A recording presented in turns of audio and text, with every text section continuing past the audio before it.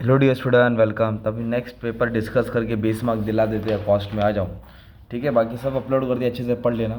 तो सबसे पहले ऑब्जेक्टिव सॉल्व करता हूँ, ठीक है। ट्रू और फॉल्स बाद में देखता हूँ। तो सबसे पहले दिया है cost of direct material use in production. कभी भी प्रोडक्शन आए ना तो उसको कहाँ लिखते हैं मालूम है क्या? वर्क इन प्रोग्रेस में लिखते हैं। ओके, कहाँ लिखते हैं? वर्क इन प्रोग्रेस में, याद रखना। See, standard costing is higher than actual costing, तो वेरिएंस क्या रहेगा? तो अगर स्टैंडर्ड कॉस्ट ज़्यादा रहेगा ना तो वेरिएंस क्या रहेगा? एडवर्स रहेगा, बेकार। हाँ, अगर कम रहता तो फेवरेबल रहता। ओके, फेवरेबल लिखते हैं।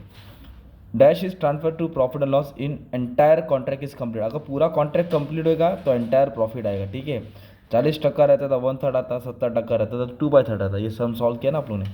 Dash does not use process costing, तो एयरक्राफ्ट में नहीं होता है। शुगर, ऑयल है ना, ये सब कंपनी में होता है, एयरक्राफ्ट में प्रोसेस कॉस्टिंग नहीं होता है। PV ratio can be calculated, तो पीवी रेशियो का फॉर्मूला डालने का था भाई, कंट्रीब्यूशन डिवाइड बाय सेल्स, है ना। Cost of material destroyed, material क्या हो गया? चला गया। तो मटेरियल आता है तो क्रेडिट में जाता है, पर डिस्ट्रॉय हो गया ना तुम्हारा तो डेबिट में जाएगा। किस में? Costing profit and loss account में, कॉस्ट लेजर 20 मार्क का sum. Each product department is treated as, हर डिपार्टमेंट को क्या बोलते हैं? कॉस्ट सेंटर बोलते हैं भाई। क्या बोलते हैं? Cost centre. Increase in fix cost result in, तो फिक्स कॉस्ट अगर बढ़ेगा, है ना, तो फिर ब्रेक इवन पॉइंट भी क्या हो जाएगा? बढ़ जाएगा। ब्रेक इवन पॉइंट भी बढ़ेगा, इंक्रीज होएगा। In non integrated system of accounting, non integrated, the focus is on, तो फोकस किस पे रहता है मालूम है? रियल अकाउंट पे। फोकस किस पे रहेगा? रियल अकाउंट पे। ये दिया है स्टैंडर्ड रेट 140, ये दिया है 130, तो दोनों का माइनस करूँगा 10 आएगा।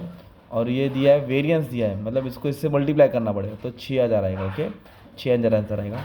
प्रोसेस कॉस्टिंग एवरेज कॉस्ट के हिसाब से होता है, ठीक है, average cost. Work certified is value at cost price, इसको कॉस्ट प्राइस में वैल्यू करते हैं। ओके, अब ट्रू और फॉल्स में कैसा है बच्चा?